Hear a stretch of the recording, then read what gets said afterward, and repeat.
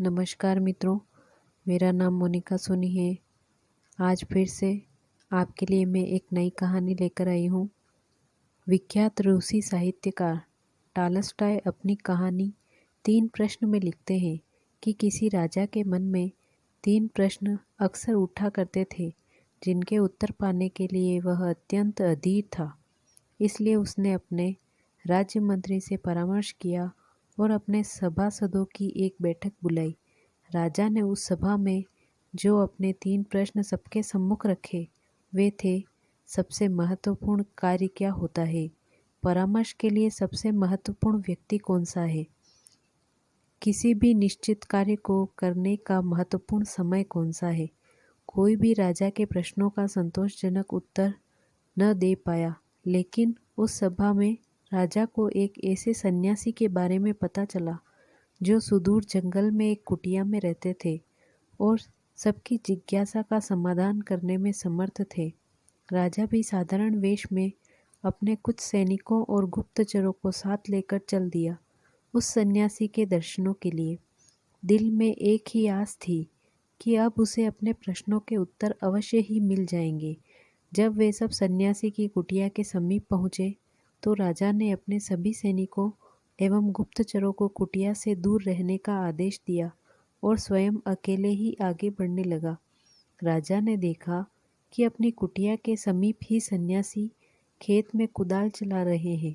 कुछ ही क्षणों में उनकी दृष्टि राजा पर पड़ी। कुदाल चलाते चलाते ही उन्होंने राजा से उसके आने का कारण पूछा और राजा ने बड़े ही आदर से अपने वही तीनों प्रश्न सन्यासी को निवेदित कर दिए। राजा अपने प्रश्नों के उत्तर की प्रतीक्षा करने लगा, लेकिन यह क्या, साधु ने तो उत्तर देने की बजाय राजा को उसकी कुदाल लेने का संकेत कर डाला और राजा भी कुदाल लेकर खेत जोतने लगा। आखिरकार राजा को अपने प्रश्नों के उत्तर भी तो चाहिए थे। राजा के खेत जोतते जोतते संध्या हो गई।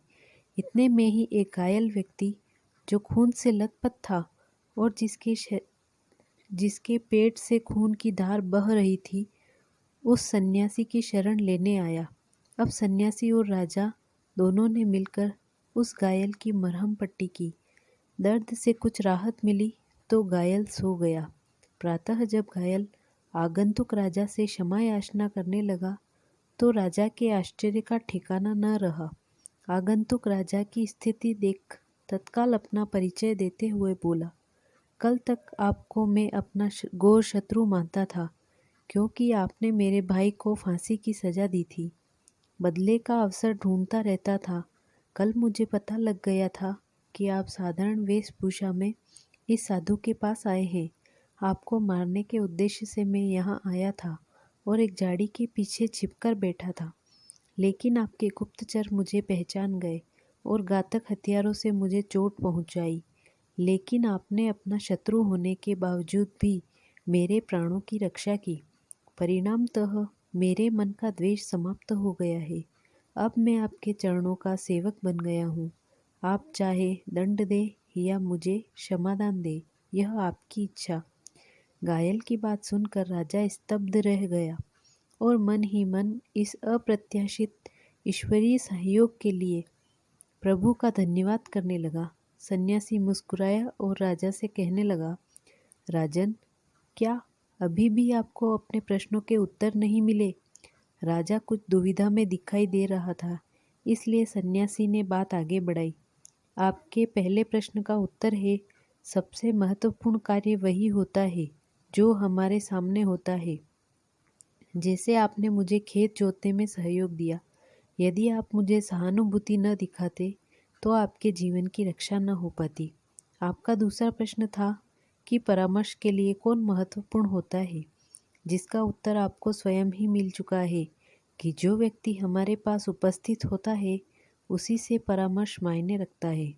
जैसे उस घायल व्यक्ति को सहायता की आवश्यकता थी जिसके प्राण आपने बचाए, इस तरह आपका शत्रु भी आपका मित्र बन गया। तीसरे प्रश्न का उत्तर यही है कि किसी भी निश्चित कार्य को करने का महत्वपूर्ण समय होता है अभी। मित्रों, महान रूसी साहित्यकार टॉल्स्टॉय की यह कहानी हमें सावधान करती है कि वर्तमान के महत्व को कभी भी भूलना नहीं चाहिए। भविष्य की चिंता में वर्तमान यदि बिगड़ गया तो हम हाथ ही मलते रह जाएंगे। प्रस्तुत कार्य को मनोयोग से करना या समय का सदुपयोग ही न केवल उज्जवल भविष्य की संभावनाओं की नींव होता है, अपितु यही सर्वांगीण प्रगति का मूल मंत्र भी है। मित्रों, अगर आपको ये कहानी पसंद आई हो तो आप इसे लाइक करें, शेयर करें और मेरे चैनल को सब्सक्राइब करें। Thank you.